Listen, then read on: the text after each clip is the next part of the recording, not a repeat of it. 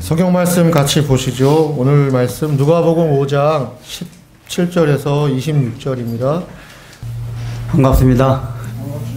아까 예수나를 오라 하네 그 찬양 부르니까 문득 이 찬송가 그래서 이게 학생 때 부르던 게 그런 게 있는 게 중학교 2학년 때 어디 집이 여기 바로 상계동 당고개 사이에 교회였었어요. 그게 제가 인천 살았고 선생님 말씀드리고 화요일 하루 저기 결석한다고 말씀드리고 월요일 저녁부터 이제 참석하러 왔는데 그때 전철이 없었고 서울역에서 버스 타고 이렇게 여기까지 왔는데 교회가 하여간 그 버스 정거장 갖고 왔는데 교회 대문 앞에 딱 가까이 갔는데 이 찬양이 막 크게 들렸거든요.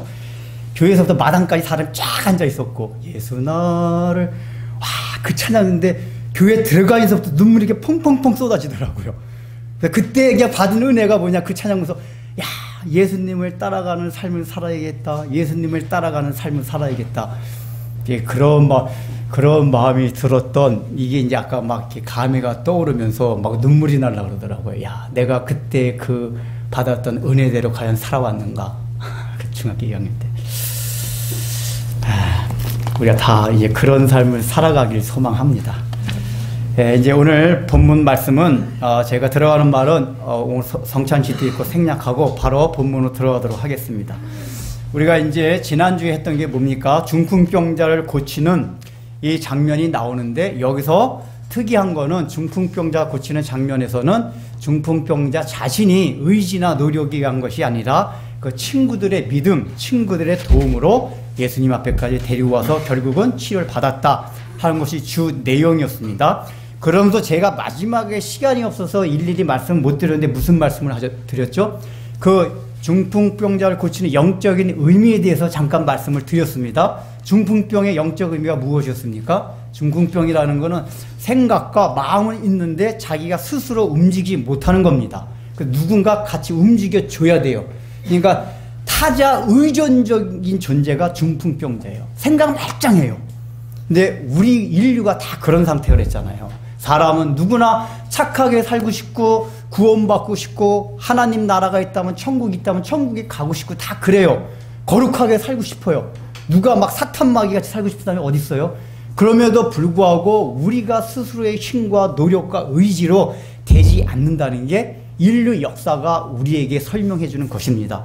바로 그렇기 때문에 인간은 누구의 도움을 얻어서 많이 하나님 앞에 갈 수 있다, 구원에 이를 수 있다 하는 것이 중풍병자를 통해서 가르쳐주는 메시지라고 그랬어요. 근데 이제 그거와 더불어서 그래서 이제 그 중풍자 고치는 장면을 설명드렸잖아요. 사실 지붕을 뚫고 내려온 거는 우리 예수님께서 하늘의 지붕을 뚫고 내려오심으로써 하나님을 만나게 해준 사건을 보여주는 게 중풍병자를 고쳐주는 사건이다. 이제 그거와 더불어서 17절 한번 같이 읽어보겠습니다. 17절 시작.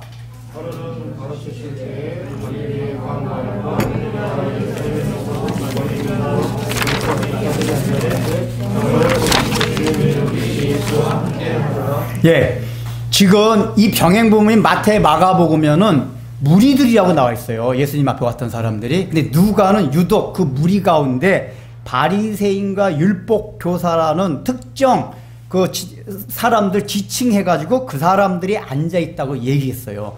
그 사람들만 앉아 있는 건 다른 무리도 있었을 텐데도 불구하고 누가가 이렇게 얘기를 했어요. 그 얘기는 누가의 의도가 있습니다. 의도가. 일단은 이 사람들이 맨 앞에 앉았다는 얘기거든요. 왜 이렇게 앉았을까요? 딱 필기도구 가지고. 저자가 무슨 얘기를 하냐. 왜냐하면 요한복음 같은 데 보면은 예루살렘 성전에서 대제사장 같은 사람들이 보내요. 야, 지금 갈릴리에서 예수라는 사람이 센세이를 일으키고 있다는데 너희들 가서 조사 좀 해보고 와라. 여기 뭐 예루살렘부터 왔다 그랬잖아요. 예루살렘과 유다와 그 근방에서 다 왔다 그랬거든요. 그러니까 이 사람들은 일반 민중 같진 아니하고 저 예수라는 사람이 무슨 얘기를 하나. 그것도 맨 앞에 앉아가지고 필기도구 탁 가지고 야, 설교자가 이러면 제일 힘들대요. 무슨 말을 하나.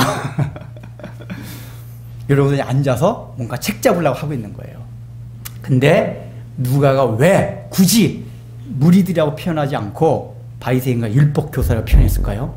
이 사람들이 뭐를 상징하죠? 율법을 상징하는 사람들이에요. 뒤에 보면 또 서기관이라고 나와요. 서기관, 율법 교사, 바리새인, 율법을 연구하고 가르치는 종교 지도자들이 바리새인과 율법 교사들이었어요. 근데 지난 시간에 했던 게 뭐였죠? 이 중풍병자를 메고 간 친구들이 예수님 앞에 데리고 가는데 첫 번째 장애물이 뭐였습니까? 무리들이었어요. 무리들. 물론 실제적으로 많은 무리가 있어서 그런 건데 누가가 지금 얘기하고자 있는 게 뭐냐? 그 무리들이 대표가 지금 바리새인과 율법 교사예요. 즉 이 얘기는 뭐냐? 예수님 앞에 가는데 방해가 되는 첫 번째 장애물이 이 사람들이다 그 얘기예요. 이 사람들이 상징하는 바가 뭐예요? 율법. 율법이 바로 하나님께 너희를 데려가지 못한다. 이걸 지금 누가가 얘기하고자 굳이 무리라고 표현하지 않고 그 가운데 특정한 이 사람들 지칭해서 얘기하고 있습니다. 이 얘기는 뭡니까? 그 당시에 많은 유대인들은 하나님께 주신 율법, 그 사람들은 이방인들과 같지 않았어요. 적어도 율법을 통해서 하나님을 알고 그 일반적인 사람들의 도덕적인 기준보다 훨씬 높았어요. 근데 이 사람들은 그런 걸 지킴으로 그걸 행함으로 구원을 받고 하나님께 이른다고 생각했어요. 그래서 그러지 못한 사람을 정죄하며 이런 상태에 있었습니다. 근데 지금 누가가 보여주고 하는 건 뭐냐? 너희들이 가져왔던 그런 율법적인 신앙, 율법을 통해서 잘 지키고 행해서 하나님 앞에 이르겠다고 하는 그 생각이 구원받지 못하게 하는 하나님에 이르지 못하는 첫 번째 장애물이다 그 얘기예요. 그걸 유대인들에게 가르쳐 준 거예요. 그래서 우리가 그걸 알고 오늘 이제 20절부터 이제 21절부터 들어가겠습니다. 20절부터. 자, 이제 20절 전반까지 한 건데 예수님께서 이제 그렇게 중풍병자 4명이 딱 친구들이 내리는 걸 딱 보고 그 무례함과 비상식적인 행동을 책망하신 거 아니라 칭찬하고 평가하셨죠. 그게 뭐죠? 믿음이 있는 자라고 평가하셨어요. 그러면 이 사람들이 중풍병자를 고치기 위해서 데리고 왔기 때문에 그 다음에 무슨 말씀을 하셔야 물 흐르듯이 매끄러울까요? 야, 너희들의 그 믿음을 보니 내가 마음이 이게 너희를 고쳐주고 싶다. 중풍병자야 내 자리에서 일어나 걸어갈지어다. 이렇게 얘기해야지 순서상 맞아요. 근데 예수님이 20절에 보면 그 말을 하기 전에 그것도 24절 가면 말씀을 하십니다. 근데 그 말씀을 하시기 전에 무슨 말씀을 먼저 하시죠? 이 사람아 내 죄사함을 받았느니라. 이것부터 먼저 하셔요. 이게 이 전체적인 이 현장의 흐름상 맞지 않아요. 아니 중풍병자를 고치러 왔는데 뜬금없이 내 죄사함을 받았느니라 이걸 얘기하신단 말이에요. 왜 그랬을까 그 얘기예요. 요거부터 우리가 얘기를 해봐야 돼요. 우리는 예수님께서 보시면은 24절에 보면은 인자가 땅에서 죄를 사하는 권세가 있는 줄을 너희가 알게 하리라 하시고 중풍병자에게 말씀하실 때 내가 내게 일어나 침상을 가지고 일어나 걸어가라 라고 말씀하시거든요. 그러니까 예수님께서 24절에 말씀을 하시는 거 보면은 이 중풍병자를 고치고자 하는 궁극적인 목적이 어디에 있다? 내가 예수님께서 죄를 살 수 있는 권세를 지닌 존재다. 이것을 알려주기 위해서 지금 중풍병자를 고치는 이 사건을 행하고 있다 그 얘기예요. 그러니까 이 얘기는 뭐죠? 이 죄사함을 받는 것과 중풍병을 고치는 것은 굉장히 연관성이 있다. 우리는 이미 설교를 많이 들어서 1차적으로 알죠. 뭡니까? 예수님께서 이 땅에 오셔서 많은 초자연적인 사건을 일으켰는데 예를 들면 초자연적인 사건을 일으켜도 돈 나와라 뚝딱 사람들이 좋아. 그 당시도 다 돈은 인류 역사에 다 좋아했어요. 돈 나와라 뚝딱 해도 되잖아요. 초자연적 능력으로. 예수님 한 번도 그런 초자연적을 일으키신 적이 없어요. 그리고 일으키신 초자연적인 대부분의 내용이 뭐죠? 질병을 고치는 거였어요. 이 의미가 뭐라고 그랬죠? 질병이 인류에게 왜 왔다고 했습니까? 인간의 죄 때문에 온 거예요. 인간이 죄를 범한 뒤에 나타난 궁극적인 결과가 뭐였습니까? 죽음이었어요. 궁극적인 결과는 죽음인데 질병이라는 건 죽음으로 가는 바로 길목에 있는 게 질병이란 말이에요. 특별히 이 당시까지 의학이 발달되지 아니하고 막 그 중한 질병이 있으면 그건 그 질병에 걸리면 바로 죽음이에요. 그러니까 죽음과 가장 밀접하게 연관되어 있고 지름길로 가는 게 질병이었다 그 얘기예요. 다시 말하면은 이 죄로 인한 결과 죽음 또 그거와 버금가는 질병 이걸 고쳐주심으로써 내가 너희 죄 때문에 당하는 고통, 이걸 해결해 주러 온 분이다. 내가 너희 죄를 다시 말하면 사해 주러 온 분. 너희가 죄 때문에 이런 결과들을 질병과 죽음을 당하고 있는데 이 죄를 용서해 주고 죄를 없애 주기 위해서 내가 왔다. 이걸 알려주기 위해서 많은 질병을 고치셨어요. 그리고 두 번째는 뭐냐? 그러면은 이 질병 자체가 죄 사함을 있다는 것을 알려주시기 위해서 그랬구나. 그 다음에 뭐냐? 그 다음에 그래서 병을 고치기 위해서는 먼저 죄 사함이 필요하다 그 얘기예요. 너가 중풍병을 고치기를 원하느냐? 너희가 삶에서 여러 가지 당하는 고통이 있느냐, 슬픔이 있느냐, 고난이 있느냐. 그러니까 우리가 당하는 고통과 슬픔과 모든 아픔들은 다 죄로 인한 결과들이에요. 근데 우리는 먼저 그 고통을 면하고자 합니다. 근데 예수님이 이 본문을 통해서 알려주시고자 하는 게 뭐냐? 너희가 그 고통을 먼저 해결하기 이전에 시급히 선제적으로 해야 할 게 있다. 그게 뭔지 아니? 죄사함부터 너희가 받아야 된다 그 얘기예요. 죄사함을 받지 아니하면 우리가 이 땅을 살아가면서 인생을 살아가면서 당하는 고통과 아픔과 질병 같은 모든 고난들에서 헤어나올 수 없다 그 얘기예요. 우리는 그걸 헤어나오고 싶어 하지만 먼저 죄사함부터 받아야만 된다. 믿습니까? 이걸 아마 경험한 사람도 있을 거예요. 그걸 가르쳐주고 하는 거예요. 그래서 예수님께서는 죄사함을 받았느니라 그렇게 말씀을 하십니다. 그러면은 우리가 이런 질문이 들 수가 있어요.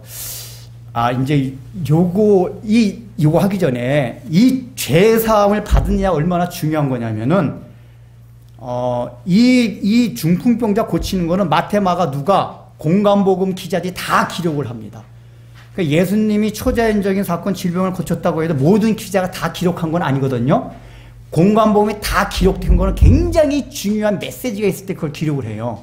그러니까 우리가 상식적으로 생각할 때는 기왕이 초자연적인 사건을 일으켰을 때 우리가 딱 받아들일 때 더 놀라운 건 뭐죠? 죽은 사람 살리는 거.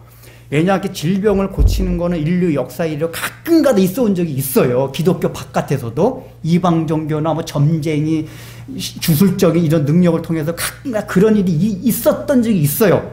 잘 있진 않지만. 근데 죽은 자가 살아나는 건 인류 역사에 한 번도 없었어요. 그러면 초자연적을 일으켰다면 기왕이면 죽은 자가 예수님이 죽은 자를 살리는 건 모든 복음서 기자에 다 기록을 해야 돼요. 근데 다 기록하지 않았어요.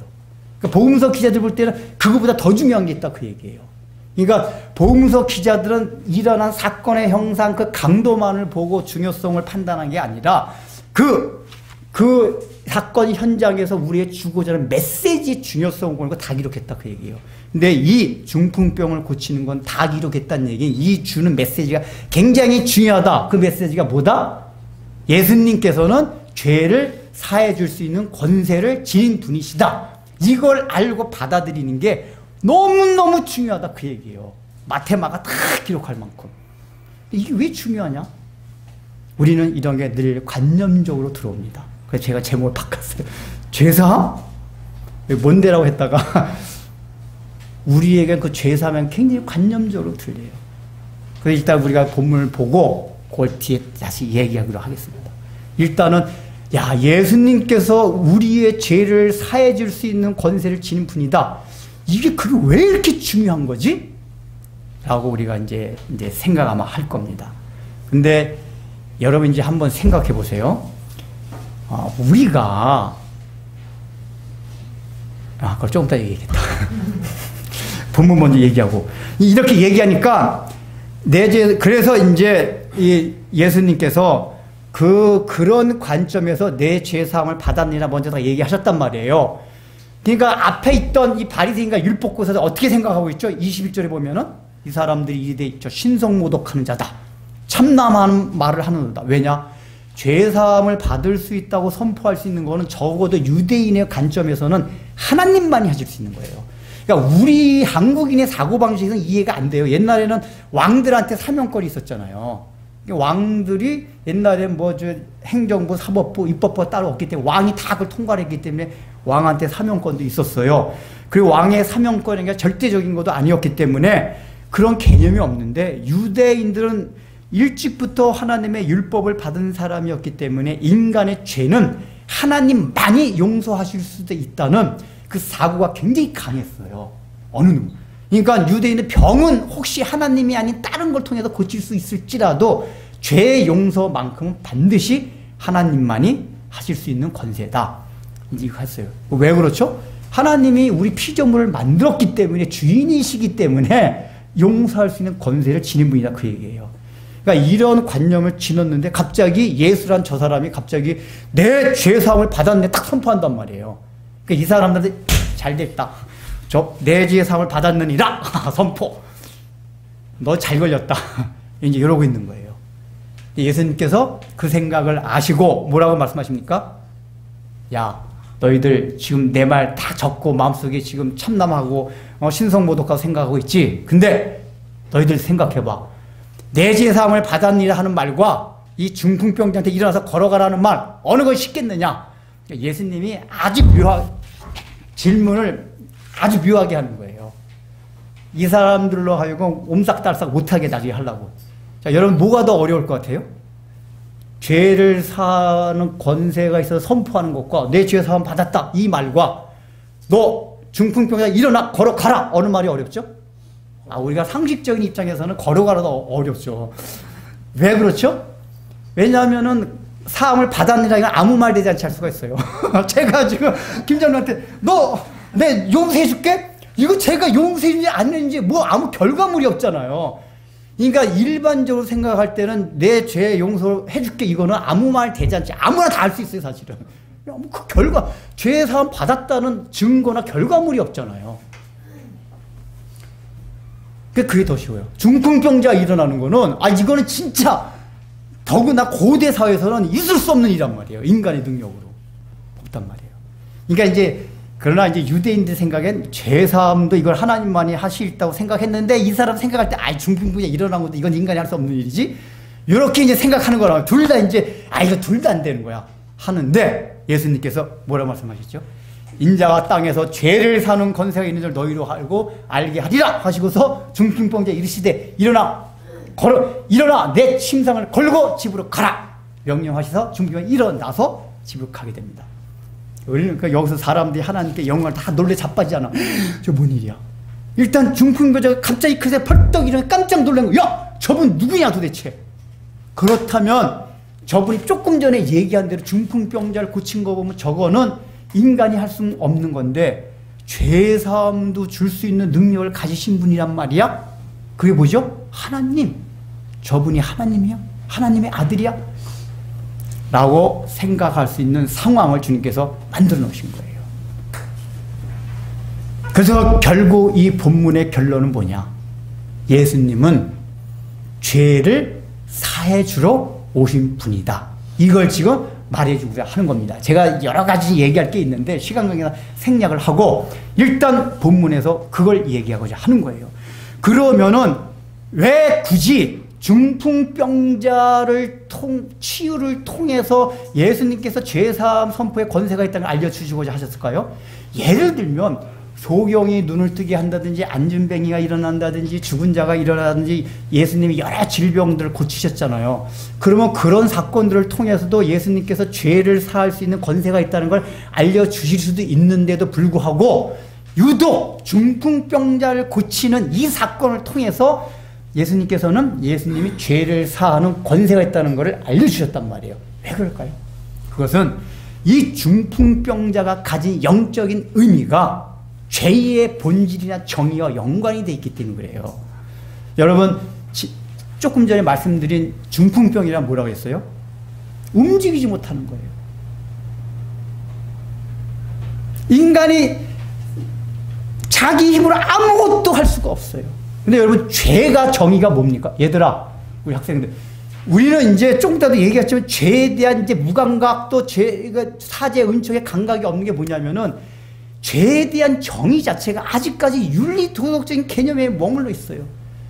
성경에서 누누이 얘기하고자 하는 건 여러분들이 여태까지 많이 들어왔을 거예요. 죄가 뭡니까? 물론 도둑질하고 살인하고 간음하고 사기치고 다 나쁜 짓이 죄예요. 그러나 그건 죄의 극히 일부분 협의적인 부분이고 성경에서 말한 죄는 뭐냐? 우리 학생들 죄가 뭘까? 하마르티아 관역에서 벗어난 관역. 그 관역은 뭐죠? 하나님이에요. 하나님에게서 벗어난 걸 다 죄라 그래요. 이걸 뭐 구체적으로 설명하면 이제 그냥 기만, 교만, 기만. 그러니까 여러 가지 설명 드릴 수 있지만 그건 생략하고 제일 중요한 건 뭐냐? 하나님을 벗어난 거예요. 하나님 벗어난 거. 그게 죄예요. 우리 학생들 봐봐. 야, 엄마 아빠가 있는데 얘 엄마 아빠 자식이 너희가 엄마 아빠를 가정해봐. 아, 이놈이 나가무게만 말썽을 피워요. 근데 한 자식은 가서 얼마나 말썽을 안 피우고 사람들 칭찬받고 얼마나 바르게 살아가는지 몰라요. 근데 첫째는 말썽을 일으키는데 늘 들으면 그래도 우리 엄마 아빠야 막 안기고 너무 좋아요. 얘는 나가서 말썽을 피우는데 들으면 엄마 아빠가 나를 낳지. 근데 요놈 다른 자식은 나가서 굉장히 바르게 행동하는데 들으면 엄마 아빠 나 다리에서 주워오지 않았어? 내가 왜 엄마 아빠 아들이야? 이제 요렇게 계속 앉아 있어요. 누가 더 사랑스럽겠어요? 얘들아? 너희가 엄마 아빠라면? 어? 바깥에 나가서 아무리 바르고 헤어도 두루 딱 서서 왜 당신들이 우리 엄마 아빠야? 내가 봤어? 이런 애들이 있대요. 내가 나 낳는 거 봤어?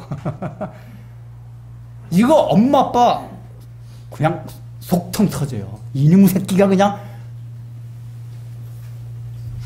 똑같은 거란 말이야. 윤리도덕적으로 바르게 사는 그 차원이 아니라 하나님을 벗어난 게 하나님 이제 가장 큰 죄. 하나님 어디 있어? 하나님 있어? 엄마 아빠가 내 아빠 이거 똑같단 말이야. 하나님이 없다는 거. 그래도 얘는 나가서 맨날 사고 치는데 들으면 엄마가 머리 들이대고 그래도 엄마 아빠가 나 낳았잖아. 나 책임져줘. 그러면 엄마 아빠가 흐뭇해요. 그래도 이놈 새끼가 말썽을 피우는데 그래도 내 자식이구나. 부모님 딱 그렇죠? 그래도 내 자식이구나.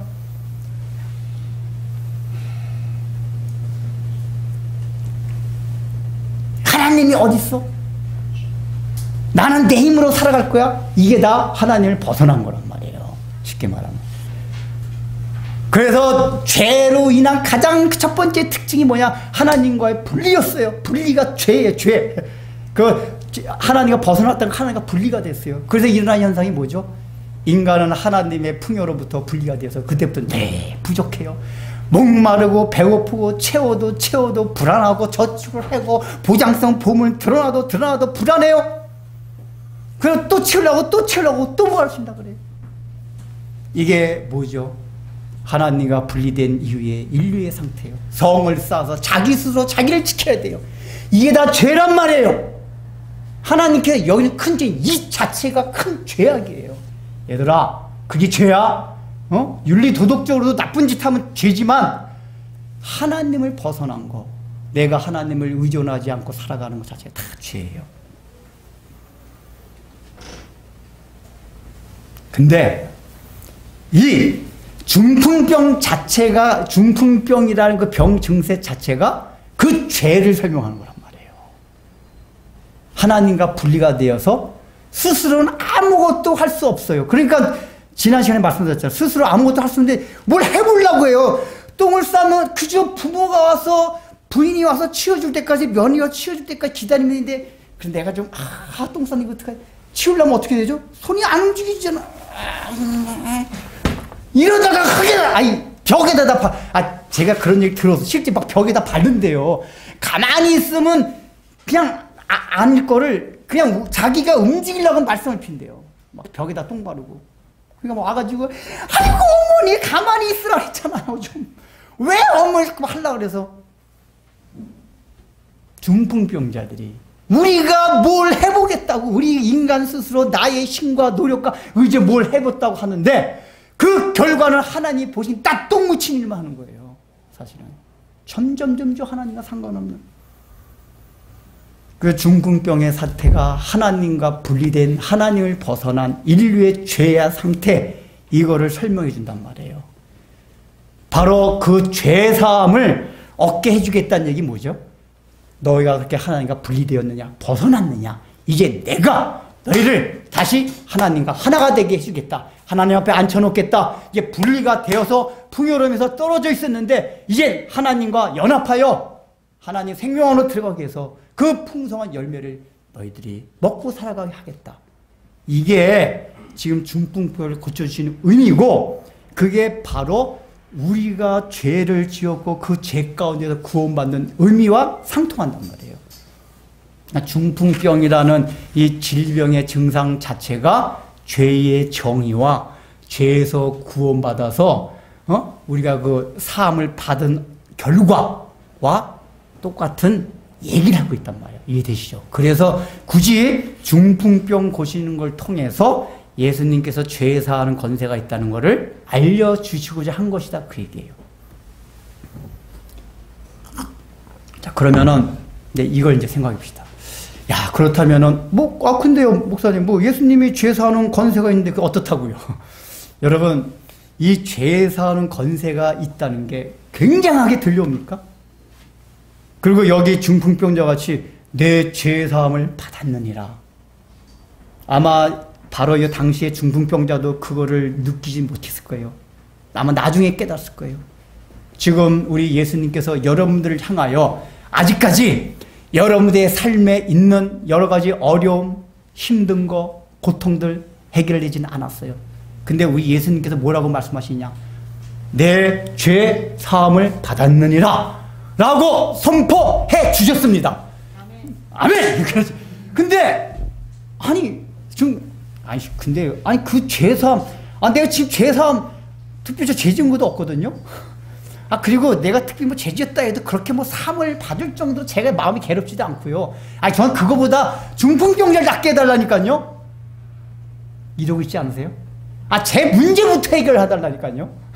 그 전에 제가 시골에 어느 교회 목사님한테 들었는데, 전도에 가서 할머니를 데리고 왔더니, 할머니가 이제 세례를 받으려고 그 부목사님 이제 막 학습 세례를 시켰대요.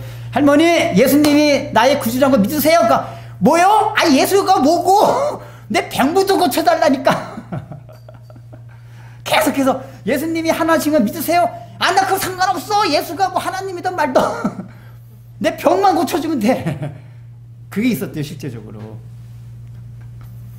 교회 데리고 올 때 교회 나가서 예수 믿으면 병 낫는다고 전도를 했나 봐요. 근데 우리 지금 삶 속에서 그러고 있지 않냐, 그 얘기예요. 근데 중요한 건 뭐죠? 우리가 죄사함을 받았으면 중풍병도 고쳐지게 돼 있다, 그 얘기예요. 믿습니까?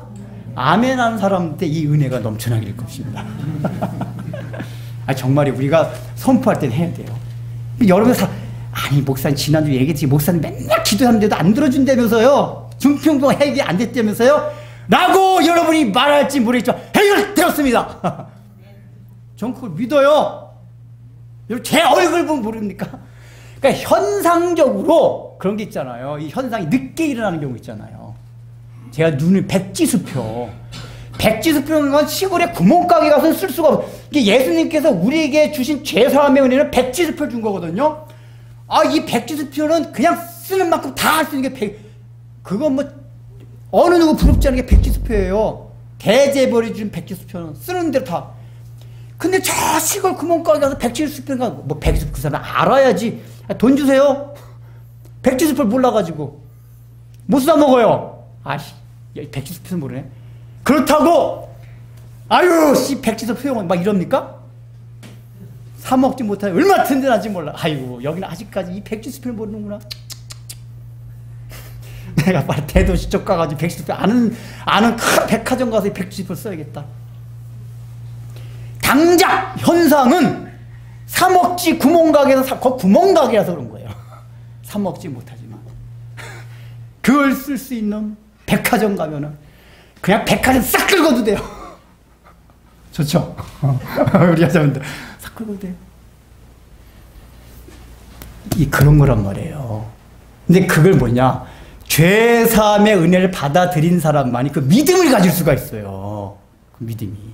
그 믿음이 이게 백지수표의 기능과 역할을 아는 사람이 마음이 든든하지. 그거 모르면은 구멍가게에서 안 만들면 이제 근심걱정 이거 주면은 다 아무거나 다 준다는데 여기는 왜 안 줘? 백지수표를 모르면 그렇단 말이에요. 이제 죄사함을 받았느니라 하는 이 권세는 백지득표 같은 거예요. 근데 우리는 그 사실 자체를 너무 의식하지 못한 채 살아가요. 성경은 처음부터 끝까지 죄에 대한 얘기예요. 죄 용서받는 얘기가 창세기부터 요한계가 다 그 얘기예요.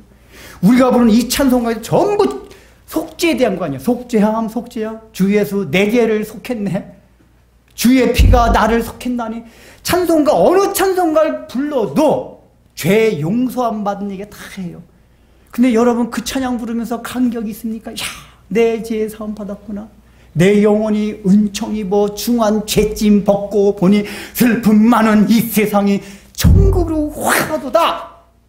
할렐루야. 그렇습니까? 죄짐이 벗고 보니 그게 뭐지? 그러지 않으세요? 의외로 그러한 교회, 그렇게 교회 다니는 사람이 굉장히 많아요. 우리가 교회에 나와서 배워야 할 게 그런 것들이란 말이에요. 그래서 죄가 무엇인지를 배우고 죄 사함 받는 게 무슨 얘기인지 계속 들음으로써 그걸 알아가야 돼요. 그렇게 될 때 내가 죄 사함 받는다는 게, 죄라는 게 얼마나 무서운 건지, 죄 사함을 받는다는 것이 얼마나 큰 은혜인지를 알게 돼요. 그러니까 우리는 일단은 일반적으로 여러분 이 땅을 살아가면서 대통령이 예를 들면 내가 사람을 많이 죽여서 사형언도를 받았어요. 그러니까 감옥에 갇혀서 지금 사형 날짜만 기다리고 있어요. 근데 대통령이 그 대통령의 권한으로 사명권 가지고 용서해 주마 사형을 면했어요. 그때 기쁠까요? 아무 감흥이 없을까요? 날아갈 것 같아요. 왜 그렇죠? 첫 번째, 자기가 지은 죄가 얼마나 무서운 죄인지 알아요. 사람을 많은 죽인, 야, 무서운 죄. 그 죄값 때문에 이제 자기가 죽을 걸 알고 있어요. 근데 죄가 얼마나 무서운 건지도 알고 죄로 인한 형벌, 결과가 사형, 죽음이라는 걸 알고 있는데 사면이라는 건 뭐야? 그 죽음에서 내가 딱 건전을 받았다 그 얘기예요. 이럴 때 이 사람은 막 기뻐 날뛸 것 같아요. 근데 뭐 죄를 지었어도 그런 죽을 죄가 아니라 뭐 사기치다가 조금 해가 유치장에 잠깐 갇혔어요. 유치장에 갇혔는데 아버지가 와가지고 유치장 빼줬어요. 애들이 이런 거 안 고마운다. 유치장에 갇힌 건 큰 죄는 아니에요. 애들끼리 치고받고 싸우다가 유치장에 딱 했어요. 근데 부모 불러가지고 이제 훈방주시 딱 했어요. 그때 그 아이가 그 용서를 받은 거예요. 이제 경찰서에서 아버지가 와서 보증을 해주니까 너 애들끼리 싸운 죄 용서해줄게. 용서해 준 거거든요. 그때 애들이 감흥과 감격이 있습니다. 아까 사형수보다 크겠습니까? 안 크겠습니까? 안 커요. 우리 아빠가 해줬나 보다. 그래도 조금 된 애들은 그래도 우리 엄마 아빠 이런 데 참 좋은 분이구나. 엄마 아빠 참 너무 좋구나. 이런 거 알지만 금방 잊어버려요. 그러나 사형 언도를 받았던 사람은 그게 평생 자기의 삶과 자기의 생각들을 주장해요. 야, 내가 사람 많이 죽여 죽을 뻔했는데 내가 사함 받았구나. 이 사람은 그 대통령이 얼마나 고맙겠어요. 그렇다면 우리가 죄사함에 감격이 없다는 얘기는 첫째, 죄에 대한 감각이 없는 거예요. 지금 내가 살아가면서 얼마나 무서운 죄들을 많이 짓고 있는지를 몰라요. 더군다나 요즘 사는 세상은 죄에 대해서 점점점 무각해집니다. 하다못해 옛날엔 간음하면 신앙 안에서뿐만 아니라 세상 법으로도 간음은 처벌됐잖아요. 죄라고. 근데 간음법도 폐지가 됐어요. 이게 다 비성경지로 가는 거예요. 그러니까 지금은 간음을 하고도 죄책감이 없대요. 이 망나니들이. 옛날에 죄책감이 감옥에 잡혀가니까. 그러니까 세상 자체가 점점 죄에 대해서 무감각해져 가요. 그러니까 예수 믿는 청년들도 여러분 혼전 성관계하는 게 죄악입니다. 성경적으로 볼 때. 근데 제가 들은 바, 제가 직접적으로 이 청년들하고 하지 못했는데, 얘기를 못 들어봤는데, 이게 들은 바에 의하면은, 교회 안에서 이것들이 그냥 서로 사귀다가 막 그런 육체관계 막 맺는데요. 죄악이에요. 지옥 가는 죄, 이게 다 사실은. 근데 우리는 세상 풍조가 그러니까 아무렇지도 않게 생각해, 그런 것들을. 한 예를 든 거예요. 그러니까 그런 우리가 생각 윤리도덕적인 죄 자체도 무감각해져 가요. 그러니 다른 건 오죽하겠어요. 하나님을 우리가 하나님을 벗어난 거 하나님을 의지하자 이런 거에 모든 것이 죄악이란 말이에요. 근데 그런 것조차 감각이 없다니 뭐 하나님 벗어난 건데 하나님 의지하지 않는 건 아무렇지도 않아. 근데 뭐 그게 그래서 죄에 대한 감각이 무죄됐다. 두 번째, 죄의 결과로서 올 결과에 대한 인식이 없어요. 우리가 죄에 대한 결과가 뭐죠? 첫째 사망, 둘째 사망의 성경은 말해요. 첫째 사망은 뭡니까? 육체적 죽음이에요. 둘째 사망은 뭐죠? 예수님이 재림하시게 될 이를 영원한 형벌, 불못, 지옥이에요.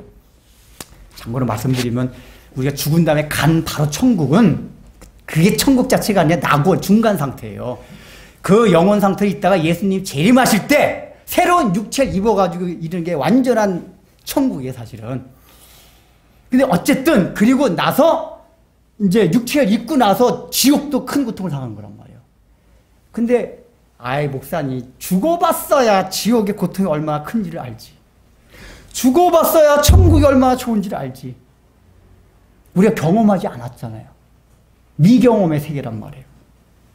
그러다 보니까 죄에 대한 결과에 대해서 감각이 없어요. 근데 여러분 하나님께서 왜 그래서 지옥과 천국을 하면서 뭘 줬다고 그랬죠? 이 땅에? 고통과 즐거움을 함께 주셨다고 제가 말씀을 드렸잖아요. 예수 믿는 사람들한테 왜 고통이 떠나지 않나?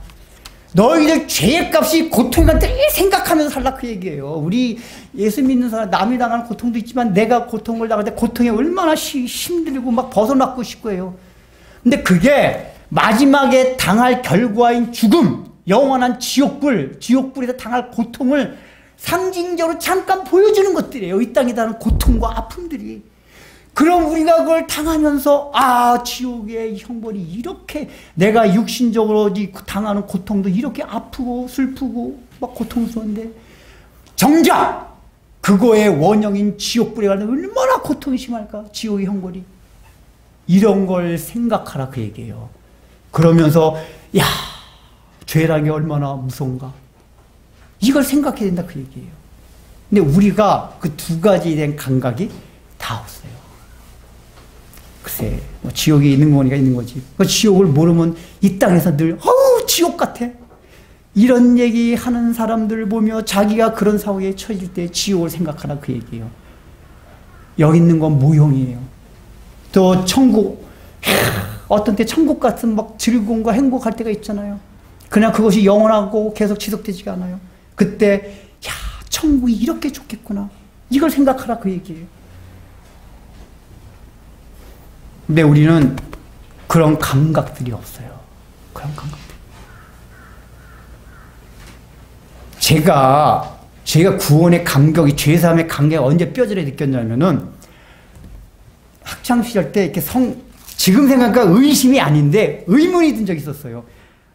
왜 교회에서는 석가모니 공자 다 지옥 갔다고 하는데, 이게 머리는 믿는데 정서적으로 저 예수 안 믿는 사람이 착한 사람이 지옥 갔다는 게 정서적으로 와닿질 않았어요. 내 옆에 착하게 사는 사람 너무 많은데, 저 사람 불교 믿는데, 근데 저 사람이 지옥 가? 그러니까 머리는 막 배워서 알고 있는데 정서적으로 와닿질 않아요. 막 의문이 들었어요. 불교 믿는 사람. 근데 이제 저는 또 의심이 죄라고 어릴 때 배웠기 때문에 그 의심하는 게 막 죄, 내가 왜 의심을 하지? 의문이었는데 나중에 의심하지? 그러니까 무슨 생각이 드냐? 막 지옥 갈 것 같은 생각. 막 진짜 그게 너무 강력하게 엉성했거든요. 분명히 의심하는 자는 지옥의 형벌에 요한계시록이 나왔는데 나 의심하면 어떡하나 지옥 가는데. 그 생각이 드니까 제 학교 다닐 때 얼마나 그냥 이럴 때예요. 뭐 공부를 잘하고 이런 게 아무것도 눈에 안 들어와요. 막 제가 목표는 전례 이대한 물리학자 막 1등이 그렇게 아무것도 안 들어오고 하나님 나 지옥 가면 어떡해요 지옥. 근데 어느 날 기도하는 가운데 그래서 내가 너의 모든 죄 때문에 십자가에서 죽지 않았느냐. 그런 것뿐만 아니라 너의 모든 잘못이나 실수나 모든 것이 다 용서함 받았느니라. 예수님께서 그 말씀을 제 마음속에 들려줬어요. 그때 진짜 이렇게 막 서우광이 비추는 것 같은 거 있잖아. 이게 제가 그 집에 산에 가서 이렇게 기도하다 보면 노을 질 때가 있거든요. 노을을 보면서 뭔 생각, 지옥을 생각. 노을 보면서 아름다움을 생각하니 지옥이 생각났었어요. 근데 그 하나님께서 그 말씀이 이게 딱 들어온다면은 진짜 제가 기도하다 막 이랬다니까요. 너무 기뻐가지고 하나님 가슴다. 내 제사함 받고 예수를 안 뒤에. 그러니까 적어도 저는 죄의 형벌이 죄값이 지옥인 줄 알았고 그 내가 죄사함 받았다는 게 지옥불에서 구원받았구나. 이게 깊이 인식이 되다 보니까 내가 이 용서함 받았다는 게 얼마나 감사한지 모르는 거예요. 제가 이 얘기 해주는 게 우리가 의외로 이런 면에 있어서 종교적으로만 신앙생활 자꾸만 이런 얘기를 하는 거예요. 기독교의 복음은 죄사함의 은총에 대한 감격이 있어야 된대요. 그 두 번째 뭐냐? 중요한 게 있어요. 왜 죄사함의 간격이 있냐면은 우리는 죄사함을 예수 처음 믿을 때 죄사함을 받지만 계속해서 우리는 죄사함의 은총을 경험하면서 살아가야 돼요. 뭐죠? 지옥 가는 죄는 면했지만 우리 삶 속에서 우리가 살다 보면 늘 죄를 범해요. 우리가 연약해서 그때마다 죄야. 제가 이렇게 약합니다. 오늘도 막 그냥 너무 험한 상황을 당하니까 내 밑바닥까지 다 나와서 쌍욕 나오고 제가 미치겠습니다. 제가 이런 존재뿐이 안 됩니다. 죄야. 어떡합니까? 그때 주님의 음성이 들려요. 내가 너의 죄를 다 용서해줬다. 그래서 날마다 삶 가운데서 죄와 싸워가는 과정 속에서 그 사죄의 은총을 누리게 돼요. 근데 이런 경험들을 안 해보니까 이런 얘기하면 이게 너무 추상적으로 들려요. 제가 사실은 강의할 때 로마서 강의를 처음부터 너무 하고 싶었거든요. 근데 로마서 강의를 건드리지 못해요. 왜 그런지 아세요? 로마서 얘기가 다 그 얘기예요. 우리가 어떻게 죄에서 구원받고 어떻게 죄와 싸워가고 어떻게 사죄의 은총을 누리고 전부 그런 얘기들이에요. 근데 이런 얘기를 경험하지 않게 되면 국어사전적인 의미에서 설교가 어려운 게 아니라 그 내용 자체가 추상적으로 들릴 수밖에 없어요. 관념적이고.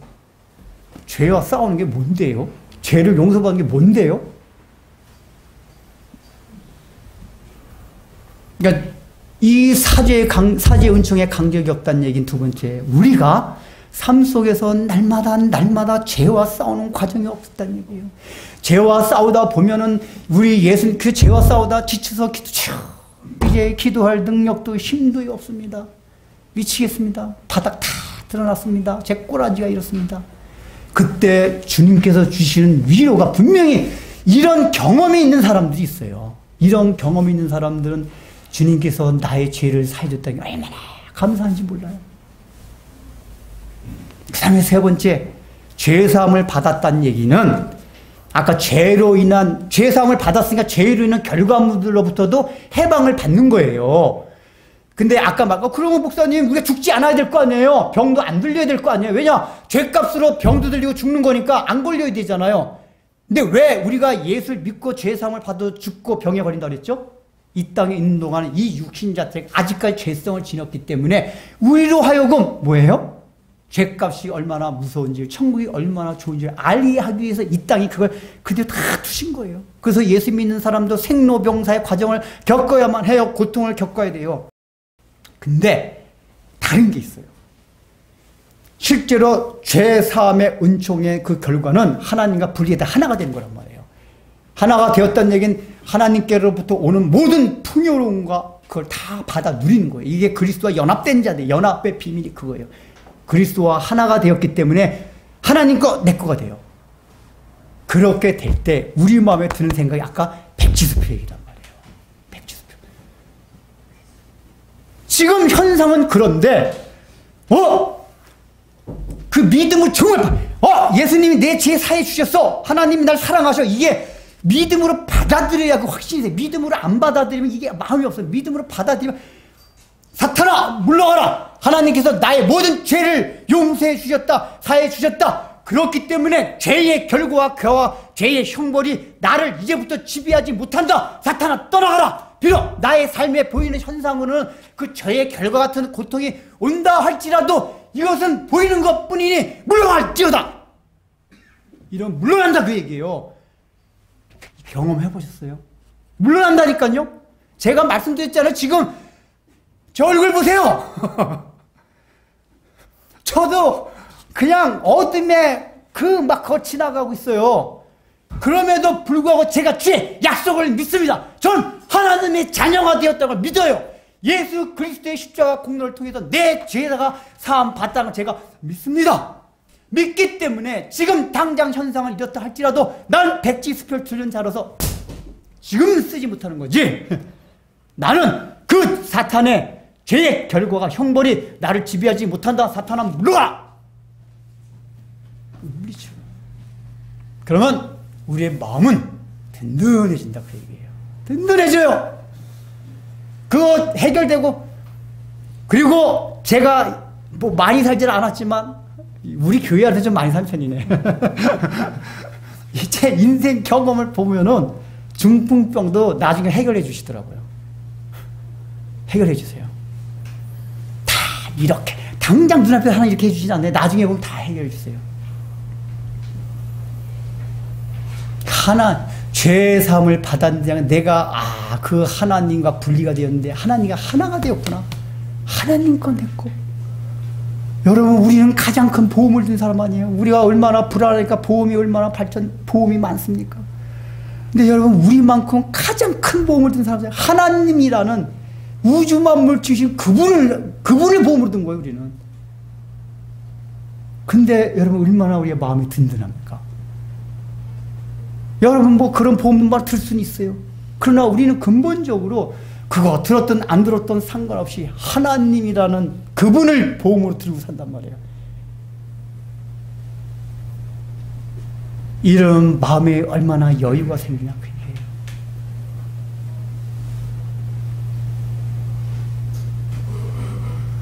죄를 사해주는 권세가 이거는 하나님만이 하실 수 있는 건데 용서함 받았다.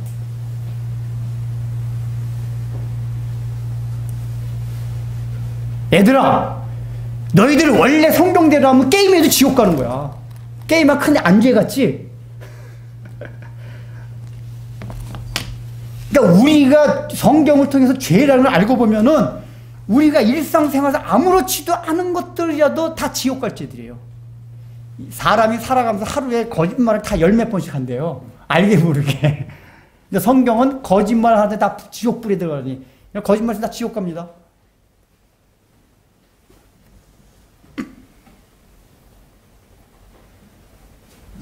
근데 우리는 예수를 믿었기 때문에 혹시 내가 거짓말을 했었어도 지옥 가지 않는 권리를 얻었다 그 얘기예요.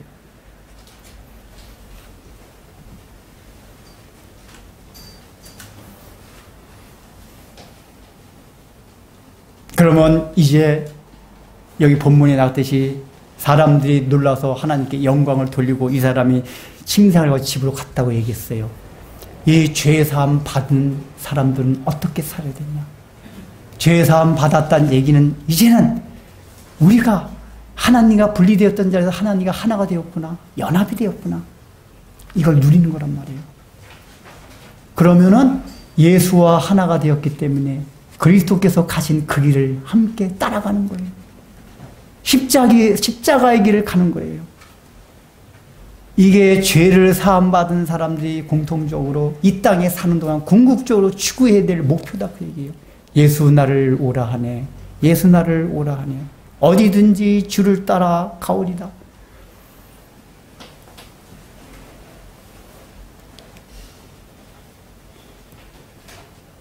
죄 사함받은. 여러분이 잘 내가 예수 믿어가지고 얼마나 좋은 것이 많은가 잘 생각해봐요 한번. 그 전에 그 힌두교 인도 쪽에서 저 살다가 그 이 예수 믿고 구원받은 사람 이제 직접 들은 건 아닌데 간접 들은 적이 있는데 그 사람은 구원에 간 게 뭐냐면 그 힌두교가 얼마나 흑암의 세력이에요. 그 카스트 제도. 우리가 봐도 여러분 힌두교라는 이 사상 밑에서 살아간 사람이 저는 이제 이게 인생이 다 힘들지만은 힌두교를 딱 생각하면 그 힌두교라는 사상 밑에서 신음하며 살아가는 사람들, 야, 지옥이 저런 지옥이 없다. 인도 보면 그런 생각이 나, 인도. 그 카스테즈와 그 엄청난 윤회설로 인해가지고 그 고통을 당하면서. 근데 예수 믿고 나서 이 사람 뭐냐면은 내 죄사함을 받았다는 얘기, 예수 그리스도가 나를 위하여 십자가 못 박혀 돌아가셨다는 그 얘기, 하나님은 나를 사랑하신다는 얘기 딱 받았고 난 다음에는 힌두교가 줬던 그 사상을 탁 벗어나겠다는 거예요. 근데 그 사람은 이제는 육신적으로 잘 되고 못 떠나서 그냥 그 자리에서 벗어난 것 자체가 너무 큰 감격과 은혜래요. 그 힌두교라는 이 카스 제도 같은 이런 가치관과 세계관 속에서 살다가 예수 믿고 광명의 빛이랑 탁 나오게 돼 보니까 내가 얼마나 복받은 자인가. 여러분, 우리들도 그런 생각을 해야 된다, 그 얘기예요. 우리가 예수 믿고 나서 사죄하면, 은총을 받고 나서 얻는 결과가, 여러분이 사죄하면 정말 받게 되려면 모든 정신적인 다 치료받습니다. 제가 이거 굉장히 강조 많이 하잖아. 이게 죄사함 은총을 정말 자기가 받아들이게 되면 우리가 상담학 심리학에서 말하는 그 치료들 있잖아요. 이 치료가 우리의 마음 가운데서 일순간에 일어나요. 왜요? 나의 자존감이 극도로 높아지기 때문에. 세상이 주는 자존감이 아니라 그리스도인한 자존감이 높아지기 때문에 세상이 아무리 나를 깔보고 해도 그런 것들이 상처를 안 받는다니까요. 근본적인 해결책이. 그러면서 야, 내가 예수를 믿어서 이런 가치관, 이런 세계관, 이런 사고방식을 가지고 살게 되었다니. 우리가 꼭 돈을 많이 벌고 좋지는 않아요. 그 자체가 얼마나 감사한지 몰라요. TV나 환경을 보면서 돈이 있고 권력이 있음에도 불구하고 싸우고 다투고 다 불행하는 사람들 보면서 야, 비록 나는 많지는 않지만 내가 예수를 믿어서 아름다운 생각하고 좋은 가치관과 세계관을 갖게 되어서 나 얼마나 행복한가. 여기 혹시 직업을 세상적으로 말하면 안 좋은 직업 가진 분도 혹시 안 계세요? 우리 교회는 별로 그런 직업이 없는데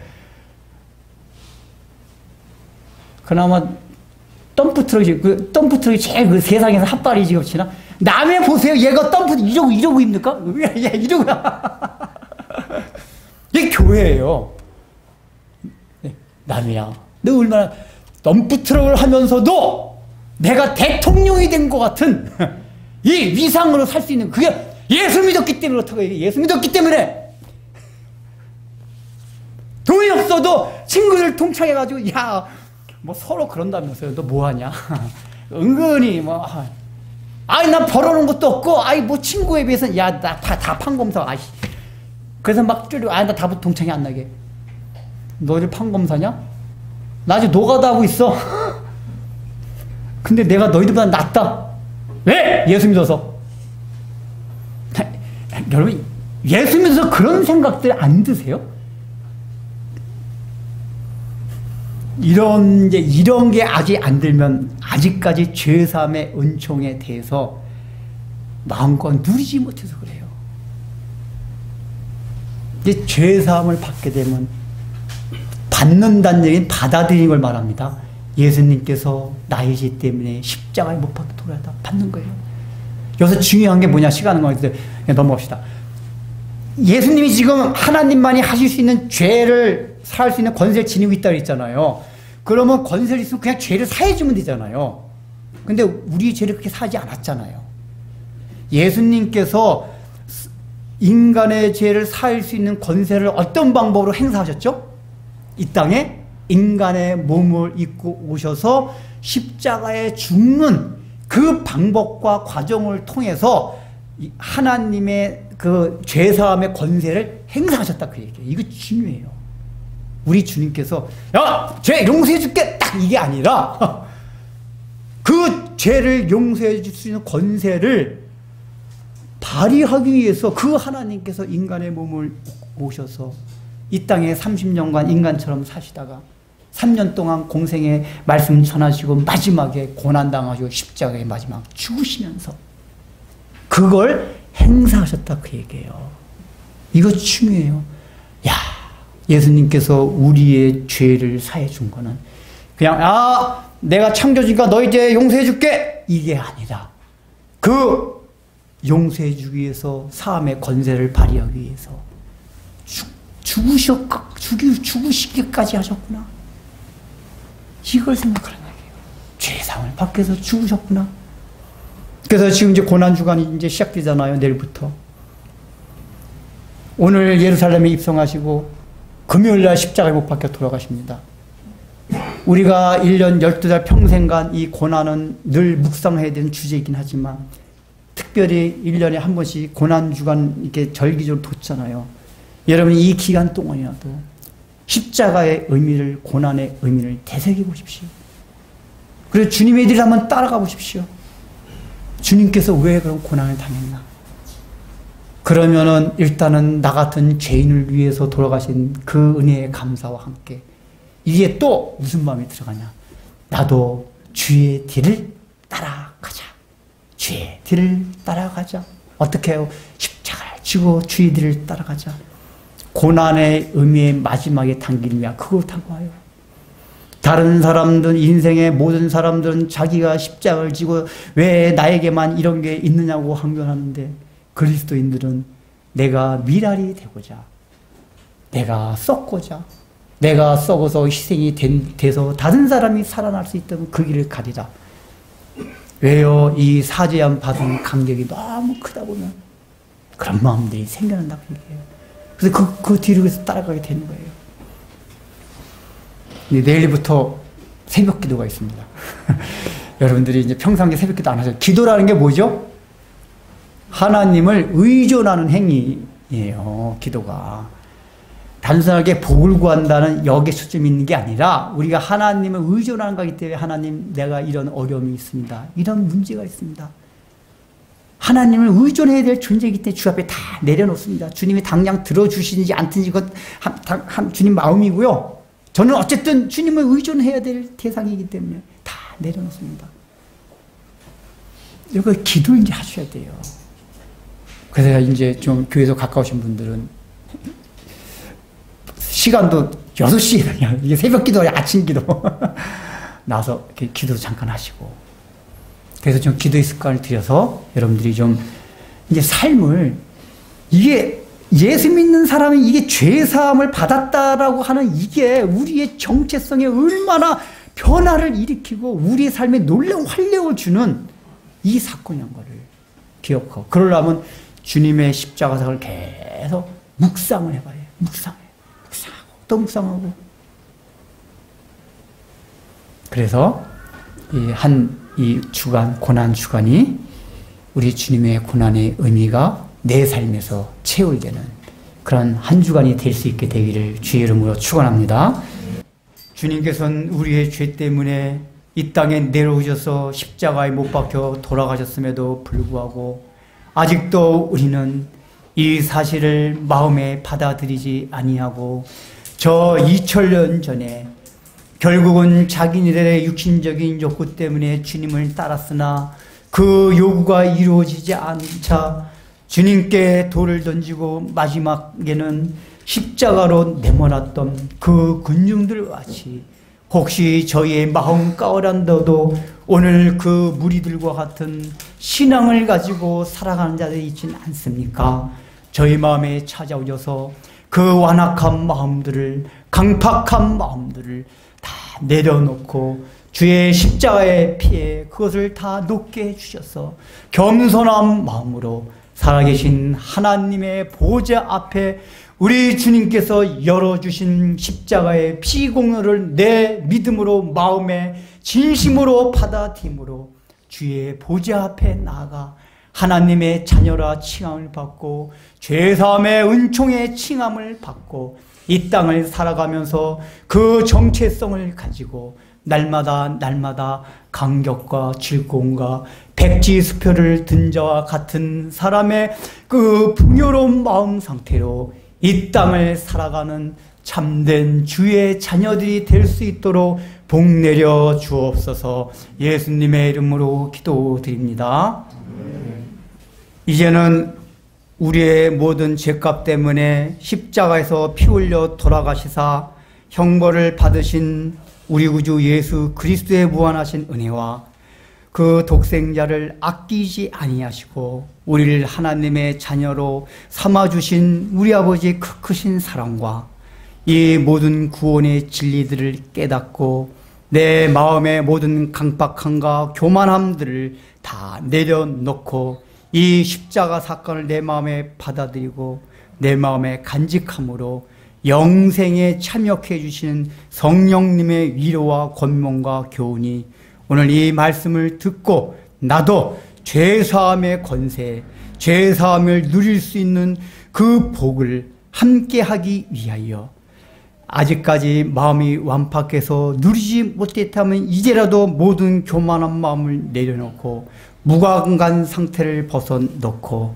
주 앞에 나가 십자가 앞에 나가 주를 바라보며 주께서 주시는 사죄의 은총을 우리의 삶 가운데서 마음껏 풍요롭게 누리기를 소원하는 사랑하는 성도들 위해 삶 위에 이제부터 영원토록 함께 있을지어다.